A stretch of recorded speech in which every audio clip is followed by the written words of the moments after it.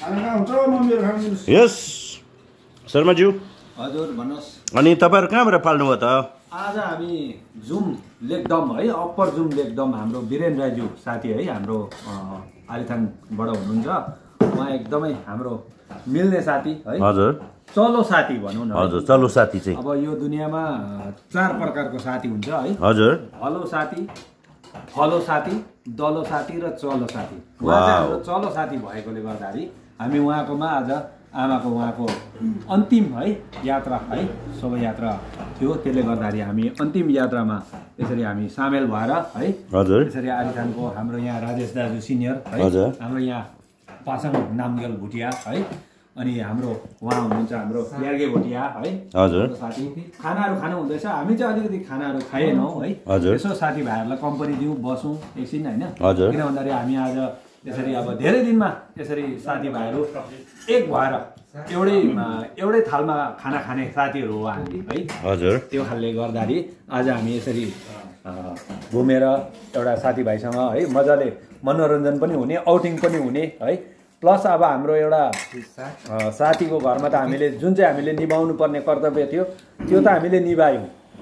तर पनि हामी फेरि बाटोमा अब फर्किँदैछौँ। अब भोलिदेखि फेरि सबै आफ्नै व्यस्तता हुन्छ सबैको, किन भन्दाखेरि पारिवारिक जिन्दगी सबैको आफ्नै छ, आफ्नो आफ्नो व्यवसाय छ साथीभाइहरूको है। आफ्नो आफ्नो व्यवसायमा भोलिदेखि लाग्नुहुन्छ। तर आज चाहिँ हामी जसरी भए पनि एक छौँ नि है साथीभाइहरू, एउटै गाडीमा यसरी मजाले अब एउटा धेरै दिन बादमा यसरी साथीभाइसँग भेट हुने मौका पाउँदाखेरि अति नै हर्ष लागेको छ, खुसी लागेको छ। र है अब अरू साथीहरू पनि हुनुहुन्छ है, पछाडि अगाडि हामी आगे पछि गर्दै आयौँ है। एकसाथ त हिँड्नु सकेन किनकि हामी अब अगाडि पछाडि भएको कारणले गर्दाखेरि है। र हामी अब सही सलामत घर पुग्नुको लागि तपाईँहरू साथीहरू निम्ति के भन्न चाहनुहुन्छ? साथीहरूको लागि म ईश्वरसँग प्रार्थना पनि गर्छु है, सही सलामत पुगोस्। आज जुन चाहिँ हामीले एउटा ठुलो अब एउटा हुन त त्यो भन्न नमिल्ने तर पनि एउटा लन्ठा हाम्रो है, लन्ठा एउटा निप्टाएर आएको हामी। किन भन्दाखेरि हाम्रो साथीकोमा हामी पुग्नै पर्ने।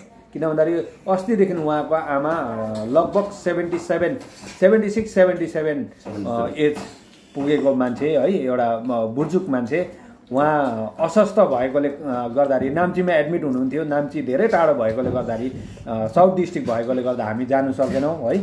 अनि गान्तोकमा उहाँ एडमिट हुनुहुन्थ्यो र गान्तोकमा पनि कतिजना साथीभाइहरू है गान्तोकमा रेफर गरेर नाम्चीबाट है। अनि गान्तोकमा पनि हामी साथीभाइहरू पुग्नु सकेनौँ। कतिजना पुग्यौँ, कतिजना पुग्नु सकेनौँ। र हामी त पुगेको थियौँ हुन त, डेड बडी जुन चाहिँ उहाँको आमाको अन्तिम घडीको त्यो क्षणमा हामी त्यहाँ पुगेको थियौँ। तर पनि हामी त्यो दिन आउन सकेनौँ। तर आज चाहिँ उहाँहरूले यसरी काम गर्ने, आज यसरी अन्तिम यात्रा गर्ने भन्दाखेरि चाहिँ हामीले किन नजाने त? हाम्रो एउटा हलो साथी मात्रै नभएर उहाँ चाहिँ चलो साथी भएकोले गर्दाखेरि हामी चाहिँ यसरी पुगेर आएको है। र उहाँको आमाको आत्माले है एकदम शान्ति पाओस्, वैकुण्ठ धाममा बास पाओस्। र उहाँलाई हामी सबै ग्रुपको तर्फबाट, आलिथान लोकल ट्याक्सी ड्राइभर वेलफेयर एसोसिएसनकै तर्फबाट हार्दिक श्रद्धाञ्जली अर्पण गर्न पनि चाहन्छु। र हाम्रो धेरैजना साथीहरू है, कतिजना साथीहरू पुग्नु सकेन कतिवटा कारणवश है। उहाँहरूले पनि इच्छा थियो उहाँहरूको पनि, तर पुग्नु सकेन।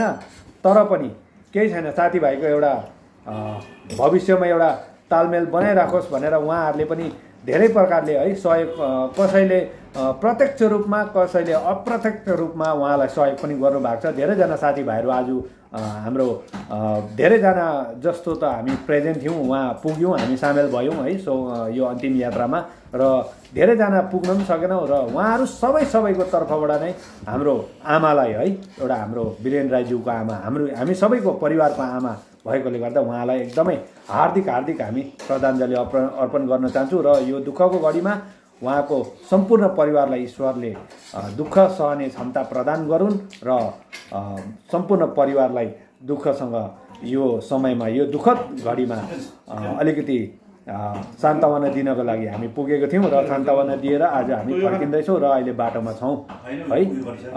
र यति भन्दै है हाम्रो राजेश दाजु है सिनियर खाना लिनु हुँदैछ, उहाँलाई पनि 2-4 वचन यस विषयमा केही राखिदिनुहुन्छ भन्ने अनुरोधको साथमा म उहाँलाई यो भिडियोलाई अगाडि बढाउँदै उहाँको यो 2-4 वचन है स्वरूप हाम्रो सिनियरमा हाम्रो राजेश दाजु हुनुहुन्छ, 2-4 वचन उहाँकोबाट राखिदिनुहोस् भनेर एउटा नम्र निवेदन गर्न चाहन्छु। र हाम्रो उहाँ राजेश तामाङजी हुनुहुन्छ है, उहाँ पनि गान्तोक लोकल ट्याक्सी भन्ने त्यहीबाट बिलङ गर्नुहुन्छ है, आरिथाङ लोकल ट्याक्सी ड्राइभर वेलफेयर एसोसिएसनबाट हुनुहुन्छ भने, र उहाँ एकदमै सिनियर पनि हुनुहुन्छ। अहिले उहाँ खानु हुँदैछ है खाना। तपाईँलाई है आज कस्तो लागिरहेछ है? एउटा दुःखको घडीमा पनि हामीले एउटा साथीलाई सम्झौता गरेर हामी उहाँको एउटा दुःखको टाइममा हामी पुग्नु पायौँ, र नपुग्नेहरूलाई पनि उहाँहरू गान्तोकमै हुनुहुनेहरूलाई र नभ्याउनेहरूको निम्ति तपाईँ के भन्न चाहनुहुन्छ? एक दुई शब्द राखिदिनुहोस् न है छोटकरीमा। थ्याङ्क यू सोनम भाइलाई। हाम्रो वीरेन साथीको आमा त्यसरी नै उयो हुनुभयो। ठिकै छ, त्यसमा हामी पुग्यौँ, हामी साथीभाइ सबैजना पुग्यौँ है, एउटा मिलजुल गरेर हामीले बेसी कम्ती के जे भए पनि हामी पुग्यौँ त्यहाँनिर। र त्यहाँ पुग्दा हामीलाई पनि एउटा खुसी लाग्यो, उहाँ पनि खुसी हुनुभयो, हाम्रो साथी पनि खुसी हुनुभयो, वीरेन साथी पनि। र हाम्रो गान्तोकमा चाहिँ 3जना साथीभाइहरू बसिरहनु भएको छ। उहाँहरूले कतिजनाले आफ्नो आफ्नो उयो हिसाबले उहाँले पठाउनु भएको छ। उहाँहरूको त्यो पुगेको छ, उहाँको जुन चाहिँ उहाँले पठाउनु भएको थियो उहाँको त्यो नामसहित उहाँहरूलाई हामीले के अरे वीरेनज्यूलाई वितरण हामीले गरिसकेको छौँ। र अहिले चाहिँ हामी चाहिँ राम्रोसँग सही सलामत हामी चाहिँ अब फर्किँदैछौँ। राम्रोसँग बाटोको टाढो बाटो हो, राम्रोसँग फर्केर हामी जाँदैछौँ। अझै हाम्रो साथीभाइहरू थुप्रो छ त्यहाँनिर, उहाँहरू पनि राम्रोसँग टाढो बाटो हो, राम्रोसँग फर्किजाओस् भनेर म उहाँलाई बित्ती गर्न चाहन्छु। थ्याङ्क यू सनम भाइ। र हाम्रो यहाँ सोनम साथी है, हामी यसरी नै उहाँले यो एउटा हामीलाई अलिकति है